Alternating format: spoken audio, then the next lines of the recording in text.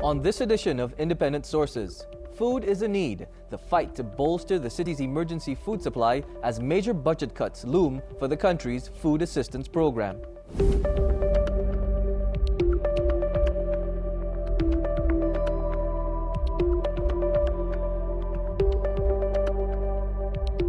Independent Sources, your window to the city's ethnic and immigrant communities. Your host this week, Zyphus Lebrun. Food advocates are lobbying harder than ever in Washington to stave off a proposed $150 billion gashing of the Supplemental Nutritional Assistance Program, or SNAP, over the next 10 years. The initiative, formerly known as the Food Stamps Program, services an estimated 46 million people. The funding cut in actual terms means gutting the average monthly allotment to a family by about $100, a steep price to pay for someone the country's food insecure. New York State ranks 4th on the United States Department of Agriculture's list of the states that receive the most financial assistance under the SNAP program. In light of that, local advocates are initiating a full-court press to defend against these cuts and prepare contingencies. Joining me in studio are two of these advocates, Anthony Butler, the Executive Director of St. John's Bread and Life, the largest emergency feeding program in Brooklyn, and Swami Durga Das, the Executive Director and CEO of the River Fund New York, one of the city's leading poverty-fighting organizations. Gentlemen, thank you for joining me. Thank you for having us. All right. So let's start with these proposed cuts that are coming down the pipeline over the next 10 years. It seems to me that cuts to SNAP and the food assistance program seem to be kind of coming along every few years. Just a few years ago, a few million were cut. Why does it seem that conservatives in particular, we'll start with you, Tony, why does it seem conservatives in particular want to go after the SNAP program so desperately? I mean, in the broad sense, it's the great fear in America that someplace someone's getting over. And so it's driven to reduce them is the idea of reducing fraud. I also think the reduction, it's an easy way to balance budget and move tax dollars around, to go after vulnerable people who aren't usually the most vocal, who don't have much to say, and don't know how to say it sometimes, and work the political community. And it may be some shift in terms of, I'm curious why big business is not fighting some of these, particularly agribusiness, because folks have to remember the SNAP program is essentially a supplemental program for farmers too. It's not just supplemental program for folks who are in need of food, but for the farm states. Now, you know, one of the interesting parts of all of this, and this one's to you, Swami Durga, is that a few years ago, during the financial crisis, you know, a lot of people lost jobs and several millions of Americans, you know, kind of started using the SNAP program. The economy hasn't really recovered yet, you know, and does this seem like a kind of a right time to do this in your mind? Well, for me, there's never a right time to do this. You know, everything that's as we are on the poverty front line, everything that happens within our culture comes to our front door. And so if there's a cut in SNAP or HIPNAP or whatever programs, we feel it all for the clients we serve. We did bounce back eventually from the from the fall, from the financial crisis. At the same point, I think we were right in Sandy as well. So There was this dual thing going on that we were on two ways hit us. One, it hit us financially. It also hit us as it hit the entire New York population. The positive part of Sandy, if there ever was one, that the food was available. We all produced it. It came in. It was a wonderful way to actually fight back. So at least we had that. So that lasted a couple of years. When those two things settled, we went finally back to where we were before these two crises hit us. We're in it again, even though they say, we're bouncing back and there's jobs and all this. For where we sit, that's not exactly the truth of how this affects us. You wanted to say something, Anthony? Just to reiterate that we've bounced, in some ways, those resources diminished. Right. But the demand is stayed the same and increased. I mean, my food pantry, which is really indicative of working folks, is up. My demand's up 12% over last year. Wow. With less resources. And in all this conversation, one of the things is, sure Swami can speak to this too, that we are not essentially government funded. Right. Our huge Bread and Life, 90% of our money is privately raised. And what that does, so the cuts, where they hugely affect, is they essentially increase the amount of people coming to me, which means I have to raise more money. And so with less, and even reducing the government money, I mean, the mayor cut this year in his proposed budget for city money, there's $5 million less Right. for emergency food. Right. You know? Right. Now, Swami, you mentioned, you talked about the people that are coming in and stuff. So who are these people who are coming in and asking for assistance with food? Well, someone once asked me to tell a typical story, and there is none. Yeah. It's everything and anything. You know, and that's why when we kind of morphed into a frontline poverty center, it's like, so if you come from food insecurity, that's one thing. So you try to provide the food, it's cost effective for our society, $20 per dollar. But what's behind it? It's everything that's behind it: domestic violence, jobs, immigration, now which is ticking up to levels that, you know, are hard for us to keep up. As Tony was saying, we're facing all those things as we're not government funded. These are private charities that are trying to really build their resources to handle all this coming in. Everything you can think of comes to our front door, everything. It comes, and then you have to, first you start with food because it is one that our culture provides. We see the cost effectiveness, but then it's everything behind that into education and everything else that hits us. Mm-hmm. You know, one of the things we talked about, Tony, before we came on set is this whole notion of food being a commodity. Right. Food being, right. And this whole situation sort of being man-made. Could you talk a little bit about that? Well, food insecurity and hunger in America is a virtue of poverty. It's not like we've had a drought, some horrible catastrophic earthquake or something like that, or a war. It's a man-made problem. It's made of commodity prices. Food is driven to that. I mean, food prices are up 6% over last year. And the other commodity, particularly here in New York City, that's affecting us is housing. People are making that choice between housing and food, medicine and food, transportation and food. So until we get a policy that really wants to set some basic, give most people the basic ability to get their basic needs met, however that's done, their food, their shelter, and Right. their kind of medical care and education. This will continue. Right.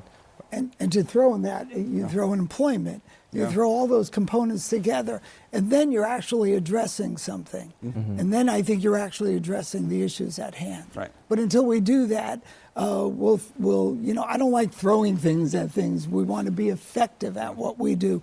So I know Tony runs an effective program that really tries to deal with everything surrounding this, but it's a thoughtful approach to trying to do this, not just trying to throw things at things. It's an approach to try to actually, we're not going to solve it. It's a larger issue than any Right. one of us can do, but at least we want to address it clearly where we are. Right, because the connectivity between food insecurity, poverty, and that sort of thing. It's all, everything is connected. You know, when we provide food, let's say you give groceries, let's say we're open every Saturday, we have mobile programs.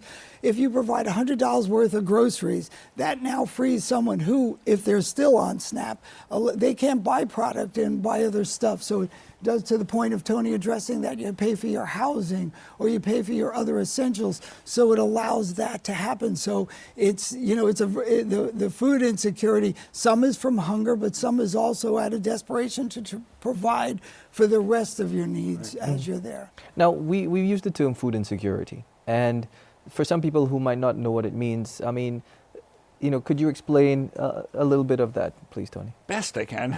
Food insecurity versus just true hunger. Food Right. insecurity is really the inability to get the appropriate nutritional food or to not be able to eat consistently, to miss meals.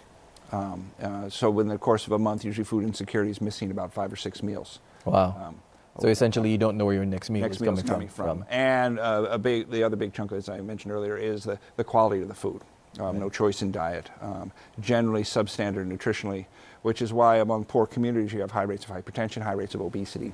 Right. Historically. Now, this is the curious thing. A study from California talked about the fact that the effort, it seems, to cut SNAP is to save the government money. Mm-hmm. However, on the other end of it, cutting SNAP means, on one level, you have higher rates of hypoglycemia in people who do not eat, and that in turn creates a health problem. Right. So you're spending more money on that end rather than, you know. So do you guys experience that sort of in sort of issue? Where the cuts? When, as regards to people coming in, suffering from, We do. I mean, ailments both of us are trying because to of not eating. resolve or respond in nutritional ways, Right. fresh Having produce. workshops for fresh produce, which was now kind of new, not new to the arena, but in the quantity, both from the Food Bank, City Harvest, and others. It is actually an initiative that you've been clamoring for a long time because it's the freshest, it's the most nutritious thing you can give. So we, on a weekly basis, can give out 25,000 pounds of just produce. Wow. And we're talking weekly. And now since they overspent, so it's been reeled in for the last couple months. There's less of it. Right. So we feel the effect, which then I know the people who we serve feel the effect as well. And how many? Go ahead. Just the larger emergency food providers have a big commitment to that. Yeah. We're spending $1 million roughly on food. I spent about $1 million, $1.1 million. 200,000 of that's sourced locally with New York State farmers. Wow. So there's a commitment to also bring money back into the community.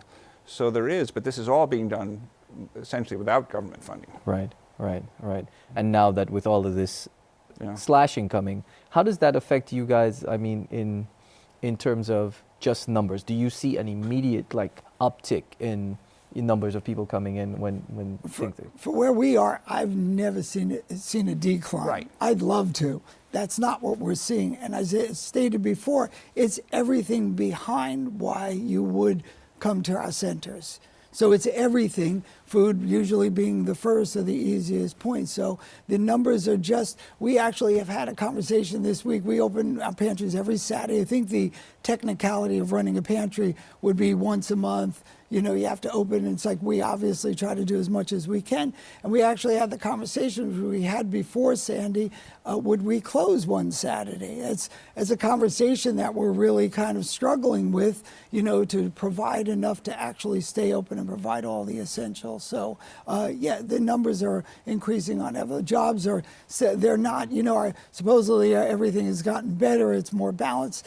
I don't see that where we are. That's not the issue. And these are not people looking for handouts. The first thing somebody would want from us is a job. Right. So we've partnered with other organizations as the best we can with AIDS and just getting, kind of jobs like that. So yeah, it's not coming together on that level at all. Okay, we'll have to take a break right now. We'll take a pause from our conversation. We'll have more with my guest right after this.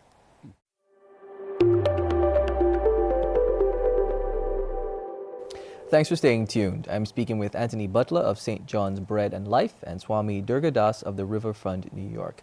So before we went to break, Swami, you were talking about how these cuts kind of affect you practically on an everyday terms. So I'd like to get a sense from you as to, I know, you guys work in the field of poverty and that spills out into several different ways.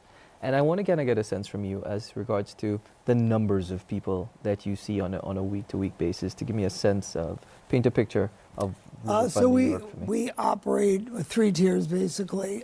We do food insecurity, we do benefits, and then we have our Cradle to College program. So our food program operates every Saturday. We do a client choice pantry where our clients have a choice, and then we run several mobile programs during the week. On an average, our Saturday program sees between 650 and 800 plus individuals representing a family. Some could be the size of 3 or 4. Depending on that number is the amount of food you get through our card system.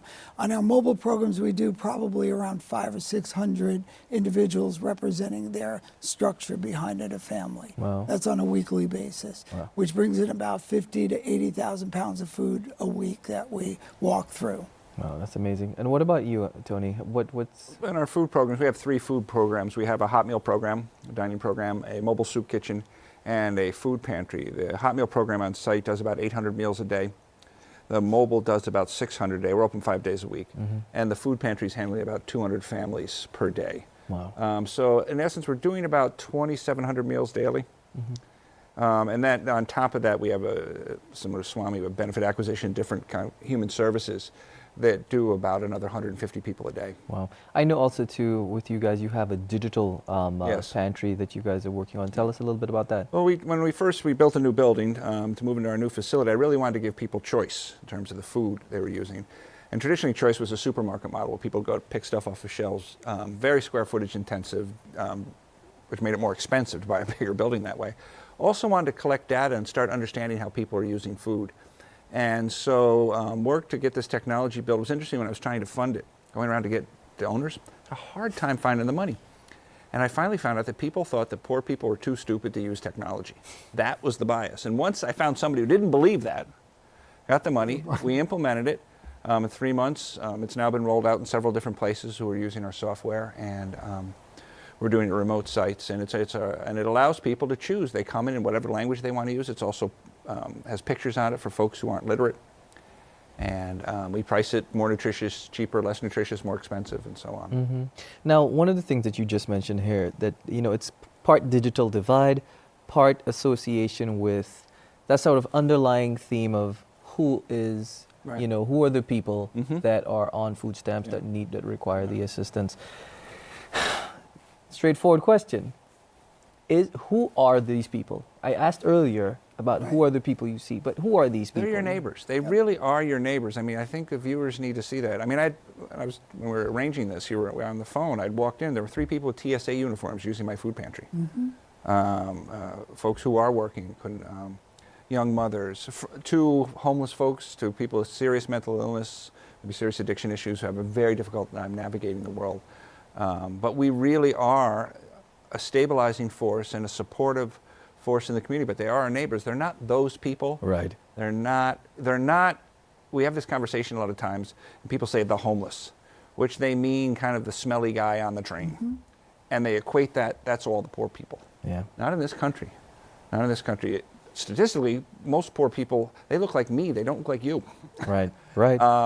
But in the common conversation, that's not how people right. Right. Because there's a racial element there's a to racial, poverty. I mean, there's which I think affects the cut in food stamps. I think there's a kind of moral that we cut benefits to poor folks. We assume poor folks are stealing. We have this Calvinist notion that our country was founded on, that poverty and sin are the same. Yeah. That is part of our Puritan heritage, and it's not gone away. Right, right. And it's always, and if you pardon the horrible pun, but it's coloring the conversation about, It's a cultural thing where we're not addressing it. That's where, not that it makes it difficult at our end, because we want to be present in someone's life. Why you come to our site, we want to discover why you're here. Right. It matters nothing about all the other components, immigrate, all that is not important. Not that it's not important. We also believe, like Tony, in a rather robust data collection to know, not so we can spew that out and give it to people, so that way we know we can do better at what we do. We can tell a story better. But it is a dilemma that I think why we're not speaking about as a culture. But then again, we're not speaking as a culture on a lot of things. Right. So at times I just I push that aside and then just do we operate 7 days a week pretty much. Our offices are open 6 days. 7th days it was 9 degrees on Saturday. We had people on a line. I thought someone said, well, no one will show up, and I said, watch. They'll put their carts the day before to make sure they come. Some of it they want to be first. Some of it is just they need what it is. They're not looking for a handout. Right, right. There's no handouts being given. I think this is a struggle to survive on all ways. That's why before, when I was saying groceries, it may not be that you may not eat. Nutritionally, you may need help, but it may be that provides you some other source of having funding to buy something else you may need. Right. The statistics, the numbers, the figures paint one picture. When I opened the show, I talked about the fact that it's possibly about $100 being cut from a family from a month. Right. In real terms. What does that $100 mean? It'll affect a family of 4 roughly. It conceivably could be about 7 meals that they could lose. Wow. And the reverse is it will affect us because they will go, as any good parent would, to find food. And the other thing it'll do is it'll make them buy worse food.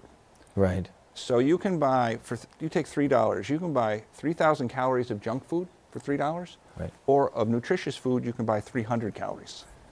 So if you only got $3 and you want to fill your kids up, you give them something that fills them up.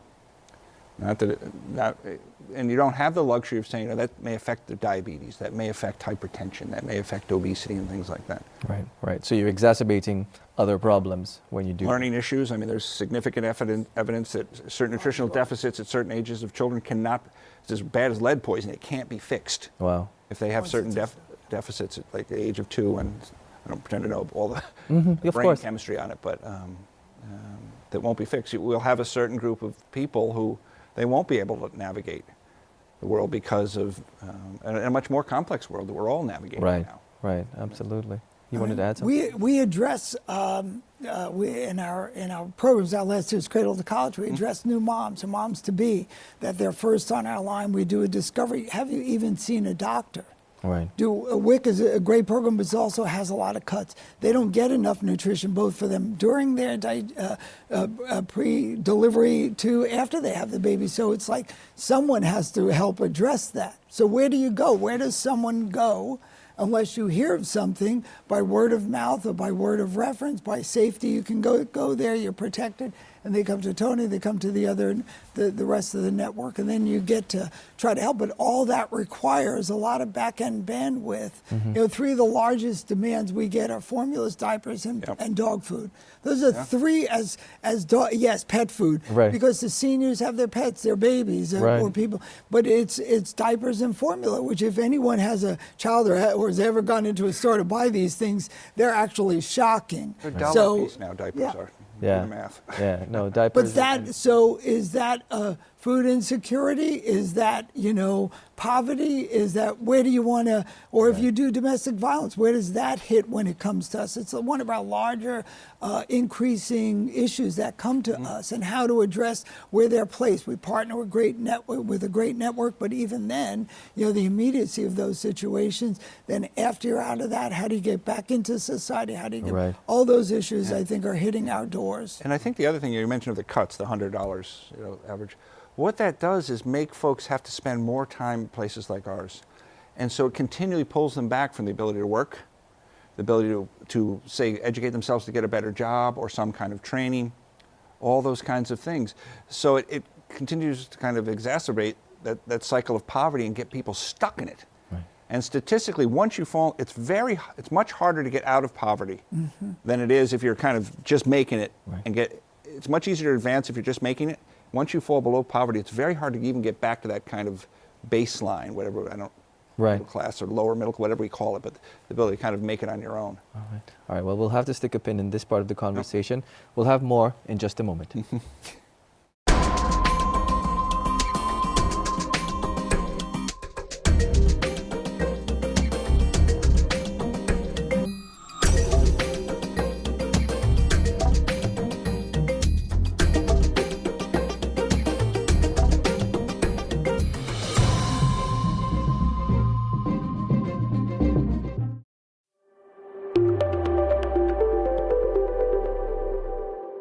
Welcome back.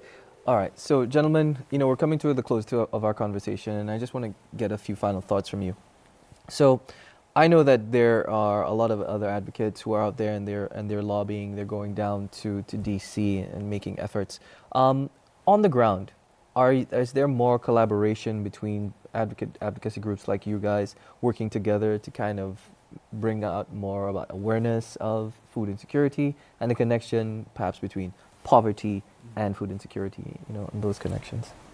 I think there's always communication. We're in the same field, and we always best ideas and practices, and I think we just garner from each other. So I think it's always there. I think there's a 10 network within the system that we communicate in. So there is more communication, but I also think that the organizations that are in this arena are paddling really fast.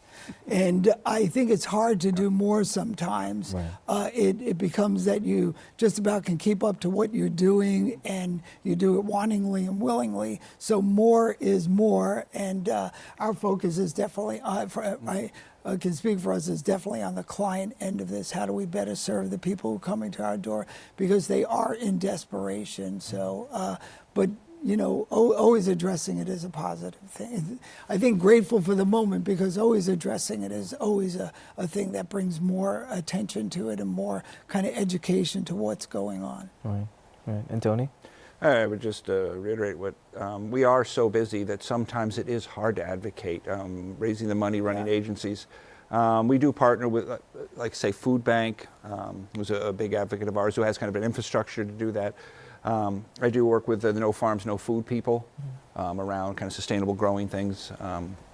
It works with some partnerships that these are very important, and we do and are doing more work to mobilize the people who are being affected. Right. Because that's really what it's got to be. I was at a general welfare hearing with this city council the other day, and reminding them that these are your constituents. These are not just people who you're carving out a little bit of the budget to give them some money. These are your constituents. These are the people you represent, and you have an obligation to serve. So. Mm-hmm. And what's kind of the reaction from those folks who are the powers that be, if you will? It's mixed. Yeah. They and not terribly eager about that. Right.